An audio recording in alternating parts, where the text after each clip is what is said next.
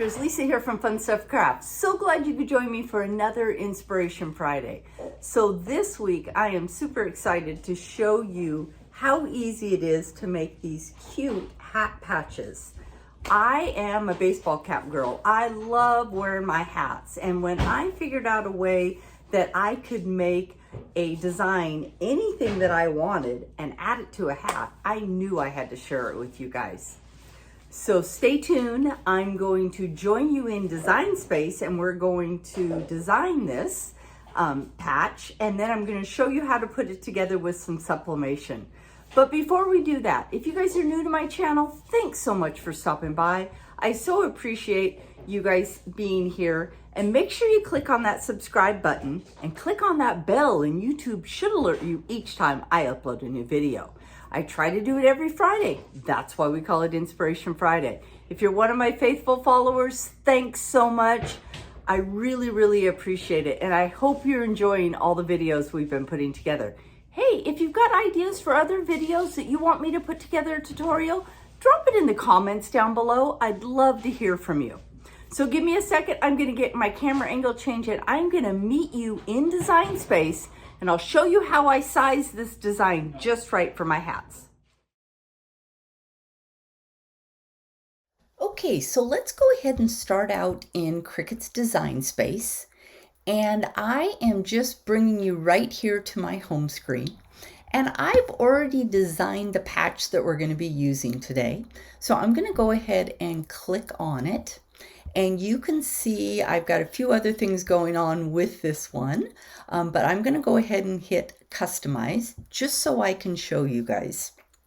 Now, the key to when you're making your patches is to determine what size patch works best for your design. Okay, so I'm going to go ahead and detach these for right now, and I just want to show you each individual patch.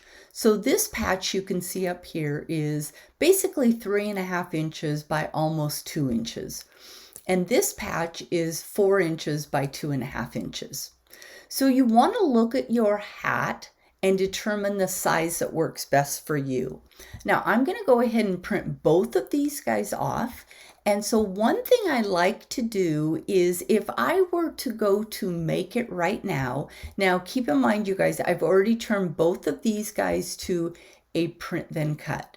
Really important. That's what we're using Cricut's Design Space for right now. Okay. And they've both been flattened. Okay. That's why they're a print then cut.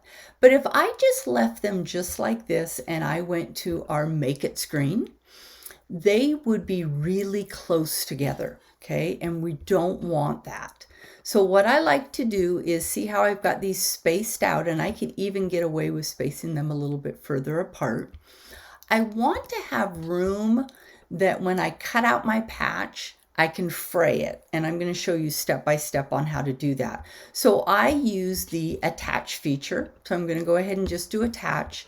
Now when I go to the make it screen, okay, you will see that they're spread out, and it's going to give me enough opportunity to be able to cut around my patch. Okay, so I'm just going to go ahead and go right over to continue, and I'm going to say send it to my printer. Okay, we are not going to cut this project out at all with our Cricut. We're just using it to get the design out. So I'm going to go ahead and select my sublimation printer. And as always, I use my Epson Workforce 7210. I don't need bleed for this feature. I use bleed usually when I'm making stickers, but not when I'm making patches. I am going to use the system dialog, and I'm going to go ahead and click print. And I want to use the system dialog because I want it to use everything that I've got set up for my sublimation. So you can see it's already set up to do a mirror image, and it is also using my Cosmo ink. So I'm going to go ahead and select print. It's going to send it over to my printer, and I'm going to join you back, and I'm going to show you how I apply this to my fabric, and we'll get going. Okay, so I grabbed my print off of the printer, okay? And what we're going to do is, because we use the print then cut feature, of course it's got that black line around it. So I'm going to get rid of that. And then what we're going to do is we are going to apply this on our fabric. Now, one of the things that I thought would be fun to do to show you guys is not everyone has a big heat press like I do. I've also got Cricut's Easy Press. So I want to show you guys that you can do sublimation even if you don't have a big heat press. So a couple things I want to show you that you're going to need for this project is, one, I've got some of this outdoor fabric. It's 100% polyester. I picked it up in Joann's under their upholstery section. And so it's kind of got a nice tweed to it. Okay, so we're going to be using that for our design, and we're going to put that on using my Cricut Easy Press. And then once we get that on, a couple other things that you're going to want is, this is fray check, okay? And we're going to use this so that we can stop the fraying around our patch. And then to apply our patch to our hat, we are going to use a fabric tack, okay? Lots of different ways you can sew on patches, but I just love this no-sew idea. And then of course, you guys are going to need some hats. Okay, now I picked up these hats at Jiffy Shirts online, and I love the trucker style. So I've got two different designs here, one that's got the top stitch and one that doesn't. So we're going to do one on each one so you guys can see what it looks like. But first, let's get started. So when I'm looking at my fabric, okay, I could do, as you guys can see, I could do multiples here on it, okay? So since we're going to be using our Easy Press, let's get this stuff out of the way. I'm going to bring my pad in because I definitely want to use my Easy Press pad, okay? And I've already got my, let me bring my Easy Press in here. I've already got my Easy Press heating up to 370 to 75 degrees, you guys can see, for 60 seconds, okay? So that's what we're going to be using. So I'm going to go ahead and place my patch or my transfer upside down, okay? And I am going to grab a piece of paper to put over the top just to protect everything. And for that matter, you guys, I want to protect my new pressing pad also. So I'm going to put one on top and one underneath, okay? So I've got my pressing pad, a piece of paper, I've got my material, my transfer turned upside down, and remember we printed that mirror image upside down, okay?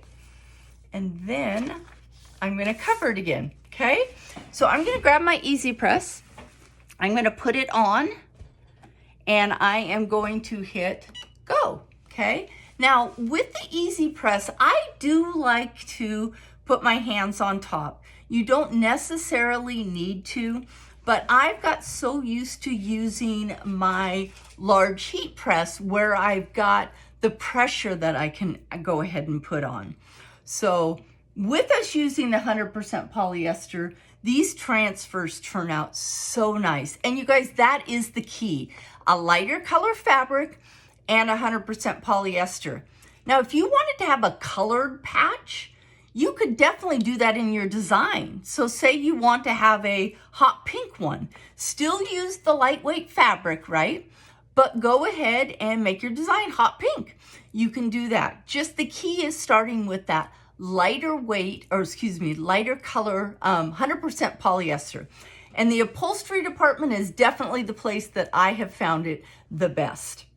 So we're gonna go ahead, and our Easy Press says we're done. We're going to go ahead and remove that. One thing I failed to do, you guys, and I so apologize. Best practice is always to use a lint roller on your fabric before you do your press. So Lisa did an oops there. Okay, let's reveal and see what we look like, you guys. So you can see here, this is why I wanted to protect my heat press. That came all the way through. Okay, so let's reveal and see what we look like. Oh, do those just look so cute, you guys? Okay, so let's go ahead and get our Easy Press back out of the way. Take my pad. And now, you guys, what we're going to do is we're going to cut out our patches. Okay, So I'm going to cut my patch and I'm going to give it a little bit of extra space. Okay. And I'll just go through these steps with one patch, but I'm definitely going to do both of them. Okay. So I've got my one patch here and I am just going to trim it up. Okay. And one of the things I like to do is when I trim it is I am going to pull my hat back out just to make sure that the patch is going to fit on there fine. Okay. So I'm just trimming it. I want to kind of eyeball. Now this one I don't have the border around, and I will tell you the one with the border is a little bit easier to cut because you can just follow along with it. Okay, but what I want to do is I want to bring my hat in and I want to make sure that patch is going to fit nice. Okay, and that patch is going to fit really nice right on there. Okay, so the next thing we're going to do is I have got this little tool. I have no idea where I found this tool, but it is just got a really nice point to it. Okay, and what you're going to do is you are just going to pull threads out. Okay, I just start my thread and I pull it out. And you fray this as much as you want to fray it. And I have found that I like to usually take 2 layers out of thread. Okay, and it just takes a little bit. And sometimes when I get more than one pulled, it's a little bit more ornery. But all I'm doing is pulling threads out to fray it. This is the other reason why I like getting that material that has got kind of, it's almost like a burlap weave to it. I like getting it because it frays really nice and easy. Okay, so that's all I'm doing here is I'm just pulling these threads out. Okay, so like I say, sometimes when you get more than one, it can be a little bit more cumbersome to do, but just take your time and pull your threads out. Okay, now I am doing it with a frayed edge. You do not need to do that. You could have just cut this out and had it exactly like it was. But I really like the frayed edge, especially on the trucker hats. If you had a hat that, you know, had a cleaner finish to it, maybe you don't want to do this technique, but either way, I just love being able to customize your own hats. Think about another idea for Christmas, you guys, another idea for presents. Or maybe you guys are having a girls' weekend, or maybe you're having you've got your favorite race car driver you like to follow and you want to put their number on it, or you just want to do a cute girls' weekend hat. These are really fun to make, you guys. So you can see I've got my patch pretty well all done. Okay, now I don't want to leave it like this, you guys. I'm going to pull out that piece of paper that we used on the transfer. Okay, we don't want to leave it exactly like that, because what we want to do is we want to make sure this does not continue to fray, okay, with use. So what you do is you take this fray check and you're just going to put it around the edges. Now this is going to go on wet, you guys. It dries clear, but if I just add it, just put a bead along the edges just like I am here. Okay. And I am just going to put that all the way around. Okay. And then what I'm going to do is, while this one is drying, put that off to the side there. While this one is drying, I'm going to go ahead and fray my second one. I'll make sure I fast forward through it, but that way we can apply both of them at the same time.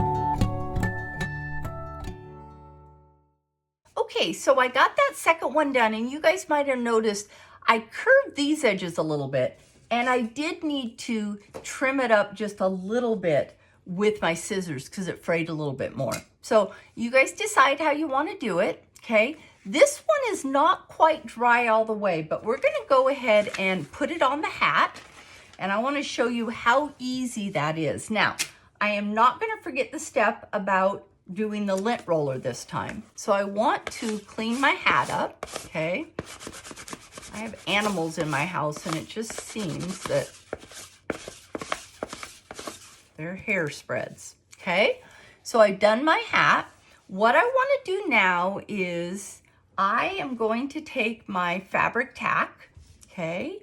And I am going to apply. Now, I like to apply a good amount around the edges, and then I like to go in the middle too. I want my hat to really adhere, my patch to adhere to my hat really well, okay? Then I'm just gonna take my hat and I am going to center it up and I'm gonna lay it on there, okay? So I'm just gonna lay it there, right? And then I just take it and with my hand, I am just pressing that in. You guys, it's as easy as that. This fabric tack is a permanent adhesive. And I'll tell you, I made myself one about a month ago and I've been wearing it like crazy. And it has just stayed on so well. So I will give you a close-up view of these hats. I hope you like this idea. I just had so much fun. I took some down to our local store-ish, Pacific Northwest, yesterday, and I'm really excited to see if this is an item that sells really well. So I'm gonna go ahead and do that second hat.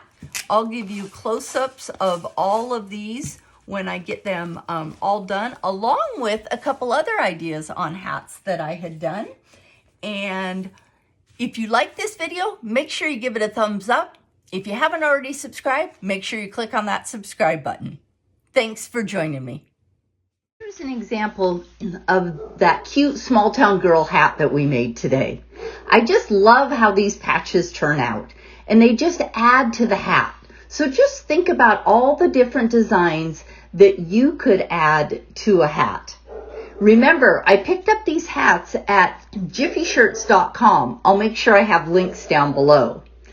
And I've been putting together some other hats, so I thought it would be fun just to show you a quick video of a couple other hats that I've already made.